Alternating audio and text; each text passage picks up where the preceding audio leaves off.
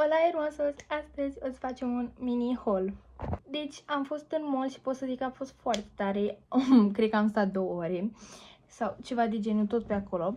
Și mi-am luat decât 2 produse, 2 articole. Astea sunt 2 articole pe care le-aș lua tot pentru școală, le-aș încadra pentru că nu sunt de vară.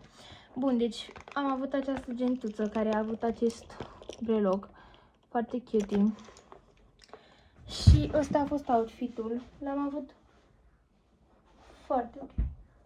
Deci sunt niște pantaloni pe care îi știți de la haul de pe Shein și tricoul ăsta care este din Sinsei pentru că se potrivea cu cu pantalonii, scuze. O să-mi pun banii la loc pentru că eu am geanta asta în care îmi țin toți banii pentru că în asta am și primit bani, așa că am zis că de ce nu. Am 105. Deci astăzi am cheltuit 90 de lei pe 2 articole și eu zic că e destul de ok. Pentru că încă n-am fost gen... Am fost în câteva magazine, pot să spun. N-au fost foarte multe, dar au fost ceva pe acolo. Deci da, deci în geantă nu mai am decât un bon. Ăsta este bonul de la Primark. Ok.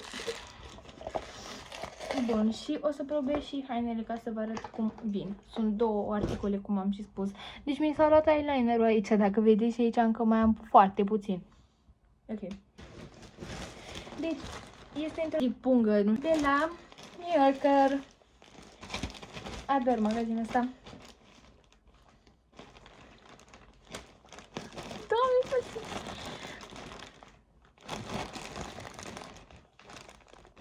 ador. Ok, bun. Și o să începem cu articolul de la Primark. Deci, țin să menționez, eu nu prea mi-au haine de la Primark. Nu-mi place neapărat materialul extrem de tare, dar îmi place, e destul de ok și materialul. Dar totuși acum am găsit pantaloni ăștia și am zis, oare să-mi iau, și mi-am luat, pentru că m-am dus în cabina de probă și am probat. Și sunt fericită cât de cât că i-am luat. Nu știu dacă se merita prețul ăsta pe ei, dar merge. Deci sunt acești pantaloni pe care sigur îi știți, nu neapărat că îi știți din Primark, dar gen sigur știți modelul, pentru că se mai poartă. Fața e că sunt foarte puțin mari, dar îmi sunt mari la talie. La talie îmi sunt mari și un pic la picioare, sunt foarte lungi. Pentru că mi-am luat într-adevăr o mărime mai mare. Deci sunt foarte mari, dar sunt modelul acesta, gen, înțelegeți voi, care gen vin cu talii de-astea așa. Sper să-mi vină așa. Bine, știu, i-am probat și de-aia i-am și cumpărat, pentru că îmi vin. Dar sunt un pic măricei, dar da, o să fac try-on la final. Și din New Yorker, deci este articolul meu preferat pe care l-am luat și cred că o să fie articolul meu preferat pentru școală. Pentru că mi-l doream, sincer, l-am văzut aproape peste tot. Și am și uitat că există New Yorker. Și am uitat de el că există pe planeta asta. Și l-am găsit la reducere, deci la reducere. Și este vorba despre acest hanorac minunat, Doamne, deci nu mai pot, îl iubesc. Să vedem dacă mai găsesc ceva mai frumos ca hanoracul ăsta. Nu știu ce să zic. Apropo, pantalonii au fost 40 de lei din Primark și materialul este unul destul de bun, adică na, ăștia sunt mărimea M și mi-am luat cu o mărime mai mare pentru că eu port S și uneori pot să port și XS, dar la pantaloni port S și la bluză pot să port și XS și S.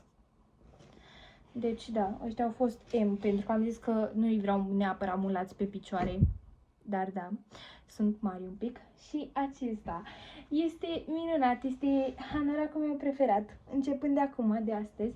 Aici scrie With Love și gluga asta e minunată și are un material super bun. Și pe spate arată așa și ador.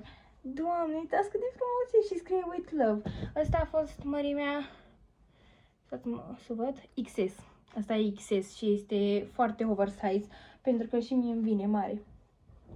Și acesta a fost la prețul de 50 de lei. Și a fost scăzut de la... Deci prima reducere a fost de 84 de lei.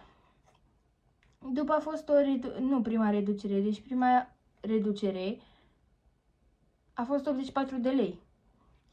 A doua reducere este 50 de lei, la care am prins-o și eu. Și prețul normal, fără reduceri, a fost 130 de lei.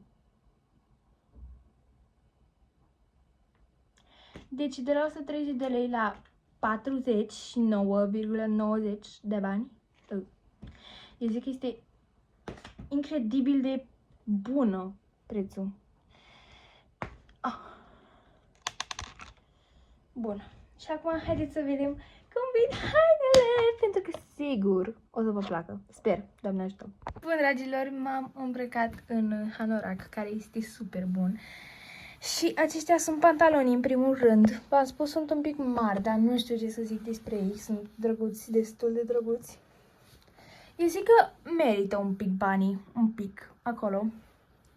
Sunt super drăguți. Și acesta este hanoracul. Stați, îmi pun și gluga pentru că arată minunat. Ador! Doamne, uitați-vă un pic.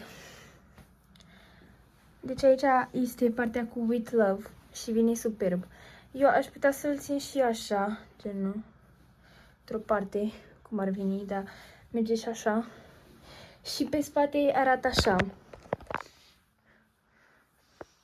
Nu știu sincer dacă se vede, sper că da. Nu știu, se vede? Așa este pe spate. Și așa dintr-o parte. I'm so happy, ok? Deci sunt uimită de prețul lui, adică 50 de lei hanoracul ăsta mi se pare incredibil de bine, pentru că este efectiv minunat. Uitați-vă și voi la soare. Ador. Așa arată și total. Ele împreună, nu știu dacă se potrivesc neapărat foarte bine împreună, dar ador! I'm so happy! Doamne, deci ador și asta nu este o sponsorizare, țin să menționez. Dar eu totuși ador, efectiv, magazinul ăsta, pentru că acum cu reducerile astea și, apropo, aia sunt, e dezastru, ok? Oh my god, Doamne, ce pretty e! Și asta este mărimea XS, deci gândiți-vă cum ar fi fost să-mi iau S. Na, nu cred că se... Pe mine. Deci mine să urlu. Aveau și pe alb, dar îmi plăcea mai mult așa și with love pe spate. Bun, sper că v-a plăcut videoclipul, trebuie să mă schimb neapărat că nu mai pot de cald. Vă pup și vă iubesc și sper că v-a plăcut din nou. Așa că ne revedem la un alt videoclip, să-mi spuneți dacă mai vreți să fac haul-uri de genul și dacă vreți să fac back to school. Dar mai durează până fac back to school, pentru că încă o să mai filmez alte videoclipuri pentru back to school. Stați, mă încurc în vorbe, sunt prea emoționată. O să filmez alte videoclipuri înaintea videoclipului Back to School. Așa că eu zic să fiți pe fază și să apăsați clopoțelul acolo ca să vedeți când postez. Acestea sunt articolele. Sper că v-a plăcut, vă pup și vă iubesc. Ne vedem la următorul vlog. Bye, bye!